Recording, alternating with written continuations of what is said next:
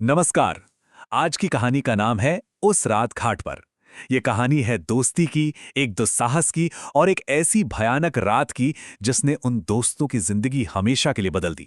जानते हैं, अक्सर डरावनी कहानियों की शुरुआत कैसे होती है? एक गलत समय, कुछ दोस्त और बस एक गलत फैसला। और हमारी आज की कहानी की नींव भी बिल्कुल यही है। तो कहानी का पहला हिस्सा है एक शर्त जो एक आम सी बरसात की रात में लगी थी। पर यह शर्त इतनी भी आम नहीं थी। इसने घटनाओं का एक ऐसा खौफनाक सिलसिला शुरू कर दिया जिसके लिए कोई भी बिल्कुल भी तैयार नहीं था। जरा सोचिए, जगह है ओम दनौती गांव। मार्च की एक ठंडी बारिश वाली शाम है। 3 दोस्त हैं, विनय, सार्थक और ललित। चाय की दुकान पर बैठे बैठे बोर हो रहे हैं और तभी विनय के दिमाग में एक आइडिया आता है। सुनने में तो बड़ा मजेदार था, पर असल में वो जान पर खेलने जैसा था। आइडिया था रात में नदी पर मछली पकड़ने का। अब यहां जो असली मजा है ना, वो है इन दोस्तों के नेचर में। एक तरफ है विनय, जिसे किसी चीज का डर नहीं, बस रोमांच चाहिए। और दूसरी तरफ है ललित, जो हमेशा सोच समझ कर चलता है। उसे भूतों से ज्यादा इस बात का डर था कि घर पर डांट पड़ेगी। और बस यही 2 अलग अलग सोच कहानी को एक खतरनाक मोड़ पर ले जाती हैं। और इसी टकराव का नतीजा था ये ताना। जैसे ही ललित ने मना किया, विनय ने उसे फौरन डरपोक कह दिया। अब दोस्तों के बीच ऐसे ताने अक्सर काम कर जाते हैं, है ना? ललित को भी अपनी बहादुरी साबित करनी थी और वो उस खतरनाक प्लान के लिए मान गया। ठीक है, प्लान तो बन गया, लेकिन उनके रास्ते में पहली रुकावट, या कह सकते हैं पहली चेतावनी, एक बड़े बुजुर्ग की तरफ से आई। चलिए देखते हैं कैसे इन लड़कों ने उस चेतावनी को हवा में उड़ा दिया। अब रात में मछली पकड़नी है तो नाव और जाल तो चाहिए ही। तो विनय पहुंचता है गांव के एक पुराने मछुआरे डंडाराम काका के पास। पर काका सिर्फ एक मछुआरे नहीं थे, वो आप कह सकते हैं आने वाले खतरे की पहली घंटी थे। देखिए, काका ने जो कहा वो कोई मामूली सलाह नहीं थी, ये एक सीधी सीधी चेतावनी थी। उन्होंने साफ साफ बताया कि रात में नदी का रूप बदल जाता है, वो शांत नहीं रहती। लेकिन लड़कों को अपनी जवानी के जोश में ये सब एक बूढ़े आदमी का वहम लगा। पर काका ने उन्हें ऐसे ही नहीं जाने दिया। उन्होंने उन्हें एक काला धागा दिया, एक तरह का रक्षा कवच। सार्थक ने तो इसका मजाक भी उड़ाया, बोला ये सब अंधविश्वास है। लेकिन मजे की बात यह है कि पहना तीनों ने। शायद दिल के किसी कोने में डर तो बैठ ही चुका था। और बस यहीं से उनकी गाड़ी उस पटरी पर चढ़ गई जहां से लौटना लगभग नामुमकिन था। उन्होंने उस जगह जाने का फैसला किया जहां जाने के नाम से ही लोगों की रूह कांप जाती है, शमशान घाट। हुआ ये कि काफी देर तक उनके जाल में एक भी मछली नहीं आई। अब विनय का सब्र जवाब दे गया। उसने कहा, चलो शमशान घाट की तरफ चलते हैं। ललित बेचारा गिड़गिड़ाता रहा, मना करता रहा, लेकिन उसकी किसी ने नहीं सुनी। और यही वो फैसला था जिसने उनकी किस्मत पर मोहर लगा दी।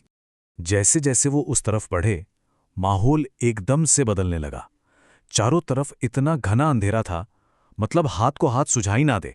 और उस घने अंधेरे और सन्नाटे को चीर रही थीं सियारों की डरावनी आवाजें। वो आवाजें माहौल को और भी भयानक बना रही थीं। तो सोचिए, घना अंधेरा, सियारों का चिल्लाना, नदी का अजीब सा सन्नाटा, इन सब ने मिलकर माहौल को इतना डरावना बना दिया था कि अब दोस्तों की भी हिम्मत जवाब देने लगी थी। और अब आता है कहानी का वो हिस्सा जहां उनका डर हकीकत बन जाता है, जहां वो सब कुछ होता है जिसके बारे में उन्होंने सोचा भी नहीं था। वहां पहुंचकर भी विनय अपनी बहादुरी दिखा रहा था। बोला, अब आ ही गए हैं तो 1-2 बार जाल डालकर देख ही लेते हैं। सार्थक ने जाल फेंका। कुछ देर बाद जब उसने जाल वापस खींचा तो वो बहुत भारी था। सबको लगा कोई बड़ी मछली फंसी है, लेकिन उस जाल में मछली नहीं थी। तो फिर क्या था? जाल में एक लड़की का कटा हुआ सिर था। बस एक पल के लिए जैसे सब कुछ थम गया। उनका सबसे बुरा, सबसे खौफनाक सपना उनकी आंखों के ठीक सामने था। और इससे पहले कि वो कुछ समझ पाते, पानी से एक चीख जैसी भयानक आवाज गूंजी, मेरा सिर मुझे वापस दे दे, नहीं तो तुम सबको खत्म कर दूंगी। उनका डर अब जानलेवा बन चुका था। और तभी उन्हें एहसास हुआ कि उनकी नाव अपनी जगह पर जम गई थी, हिल भी नहीं रही थी। उन्होंने घबराकर जैसे ही नदी के किनारे की तरफ देखा, उनके होश उड़ गए। वहां सफेद साड़ी में एक लड़की खड़ी थी, पर उसका सिर नहीं था। बस ये देखना था कि तीनों पागलों की तरह चीख पड़े। उन्होंने नाव वहीं छोड़ी, नदी में छलांग लगा दी और अपनी जान बचाने के लिए तैरकर भागने लगे। उस खौफनाक रात के बाद अब सवाल ये था कि आखिर ये सब था क्या? वो कौन थी और उसकी आत्मा को आज तक शांति क्यों नहीं मिली थी? अब वक्त था उस भटकती आत्मा की सच्चाई जानने का। जिस गांव वाले के घर उन्होंने रात बिताई, उसी ने उन्हें पूरी कहानी बताई। पता चला कि सालों पहले उसी शमशान घाट के पास एक लड़की की बिना सिर की लाश मिली थी।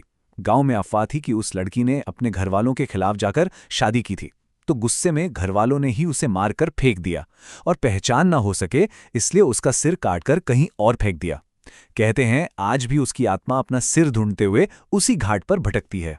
वो रात तो जैसे तैसे उन तीनों ने उसी गांव वाले के घर पर काटी, लेकिन सुबह जब वो अपने घर लौटे तो वो पहले वाले लड़के नहीं थे।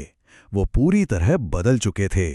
उस दिन उन्होंने कसम खाई कि वो जिंदगी में फिर कभी ऐसी बेवकूफ़ी नहीं करेंगे और रात में कभी घर से बाहर कदम नहीं रखेंगे। तो आखिर में इस कहानी से क्या सबक मिलता है? शायद यही कि उन्होंने अपना सबक तो सीखा, लेकिन उसकी एक बहुत बड़ी और डरावनी कीमत चुकाकर। उन्होंने ये सीखा कि बड़ों की बात ना मानना और बेवकूफ़ी को बहादुरी समझना कितना कितना महंगा पड़ सकता है। और हम इस कहानी को इसी एक सवाल के साथ खत्म करते हैं। बहादुरी और बेवकूफ़ी में आखिर फ़र्क क्या है? वो कौन सी लाइन है जिसके बाद हिम्मत बेवकूफ़ी बन जाती है? और कब सावधानी को सिर्फ डर का नाम दे दिया जाता है? सोचिएगा ज़रूर।